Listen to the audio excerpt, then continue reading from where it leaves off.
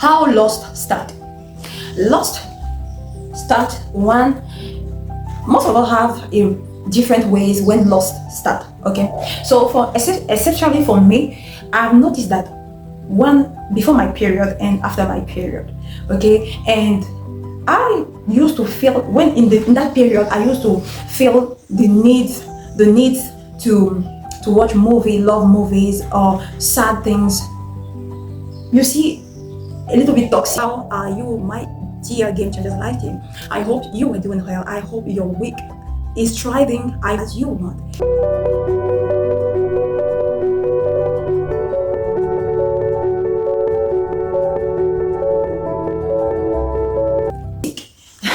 For someone who is in the waiting season, like waiting on God to lead her and also to get prepared for marriage. But at that time, I wasn't getting prepared. Like, I knew that I was in a waiting season, but I didn't know exactly what it means. So I used to be led by my emotions. Okay, so how it started like, how have I noticed that I was lost and I felt all those pressure in my body? I've learned it.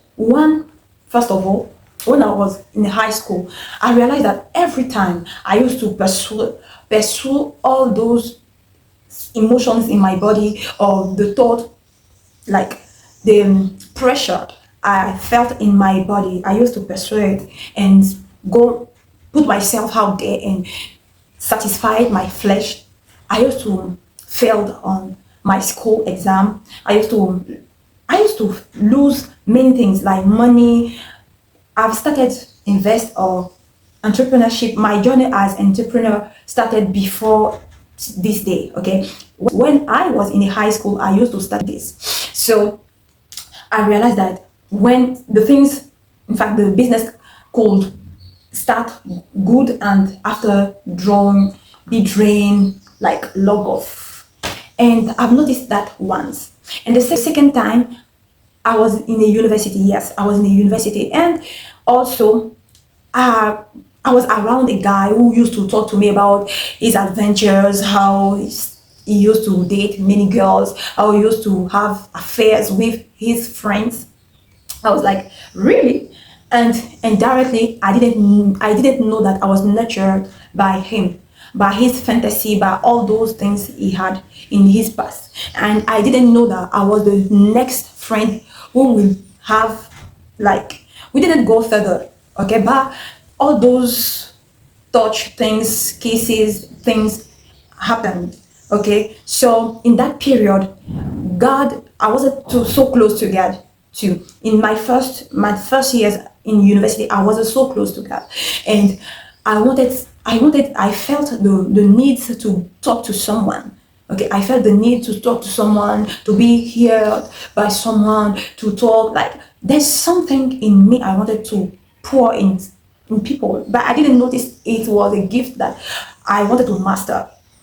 So it's later I knew that when you feel lost and you want to communicate, that means God put something in you, like you have a heaven gift. You have to master and note it. You have to discover it and know how to put yourself out there, how to put yourself out there, and who is your target, your specific target. Okay, it can be in your house, it can be among your friends, but I realized at the end of the day that the environment you expose yourself to will lead you, or will build you, or will destroy you. So the loss I had, there's nothing compared to your ability to run away or to structure everything. Why am I saying that we need to structure everything? But there's nothing compared to the fact that you need something else, but you find yourself in another way. Let me explain it. You need to communicate. You need someone to hear you. You need someone to motivate you. But at the end of the day, you find yourself in a scene you didn't plan. How come? But there's more sign you must notice.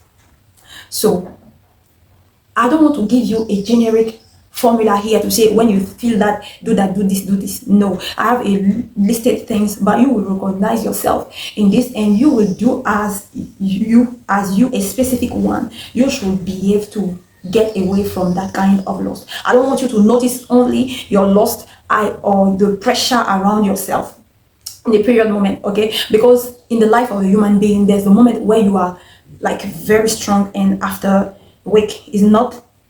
It's like that. It increase and decrease. Okay, so I want you to notice what happened around yourself, in what moment you feel lost. Very important. And also the environment you expose yourself. So what is the environment you use to expose yourself, or you are exposing yourself? It does matter. Very, very matter. You see,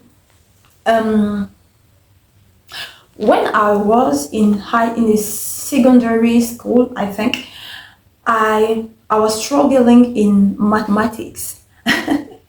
Don't judge me, guys. Okay, I was struggling in mathematics, and I wanted absolutely to be around people who know who know mathematics. Okay, but the trap here was, for me, I've chosen, like, the one I chose was the wrong person. Okay, so I didn't notice my value. I didn't notice my identity.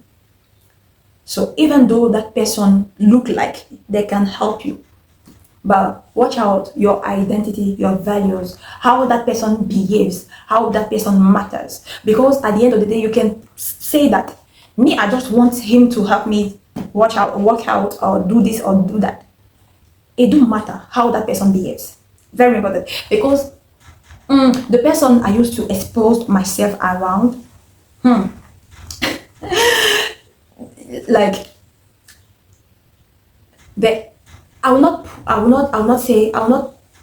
put my responsibility on them. It's me who was supposed to watch out for me. Okay, who was supposed to watch out for myself.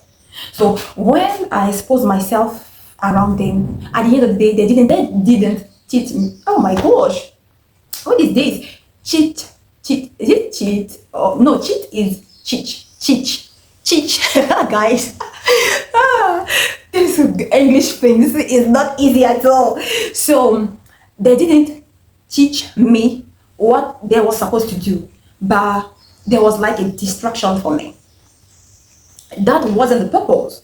They were supposed, because they were very good at mathematics, but they didn't teach me. They were more interested by my shape, by my I don't know, all those things. And me, because I didn't value myself enough, I felt in that trap. And at the end of the year, I was like, I was sad. I was sad. I was angry with myself, because I realized that I didn't work. I didn't do the job. So for you to expose yourself around people, even though you are willing them to help you to do something, or to watch out, or to work out, I don't know what is your purpose, what is your goal. Watch. You have to choose well your environment according to your value, according how they matter, what matters to you, first of all. Because you get poor, you can blame other people for your responsibilities. At the end of the day, it's you. Okay? Beyond, like, there's nobody who can tell how you should shape your life. It's the sad things that you will pour your responsibilities. Someone who doesn't want to grow will always say, oh, it's other people who made me make that mistakes. That means you are not ready. No, you are not ready. You are not ready to go further, to grow, and also to achieve this goal, even though you failed because of the kind of environment you put yourself or surround yourself with. But let me tell you that you have to have an open mind. What have I said? Open mind, first of all. And I have another question for you. What is the lens you are seeing the world through? Because it's how you think. That's why I said, watch out what is happening here. Watch out how what is happening here. And also, do you know your identity? Why did you choose to start that waiting season? Hey, my dear Christian single lady who is in the waiting season and seeking God for marriage. If healing and trust rebuilding is a journey you are willing to go on with helpers, this opportunity is for you. We're about to meet every weekend, once on Saturday, online in our inner safe place, inner circle. What we are going to build is to please God while we are getting prepared for marriage. We are about to build a system that structure our relationship, create room for healing, honesty, and stay consistently accountable. If that resonates with you, have your seat, have your place through that link below or the email and join us. As a Christian, what is your identity? As a Christian, my identity is in Christ. Okay, I believe in the values and the principle of Christ. I'm believing that I'm a child of God. I'm believing that all the sacrifice of Jesus Christ, I'm believing in him and also to his principles. Okay, that's how I define my identity. So why did you choose to start that waiting season? So first of all, I realized that God is love, right? And if it's him who created marriage, so why?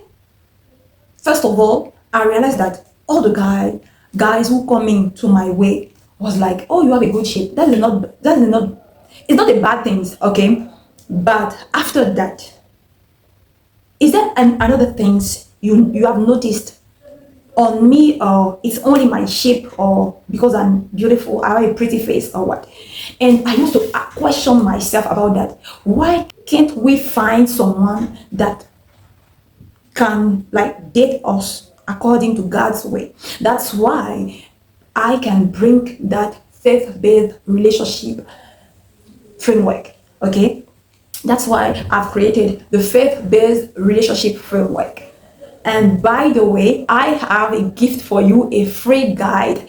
The security decision framework is a free guide. It has been formulated as a series of questions. Down to all those questions, you will notice exactly if you should say yes or no, if you should say yes or no. Okay. So as me choosing the waiting season, I realized that I've come to the conclusion that I need to find someone who got prepared, and me too, I will be prepared for that guy. So we will be together, we'll be commit together and commit to the same purpose. Because when I made my research, it's not only about romance.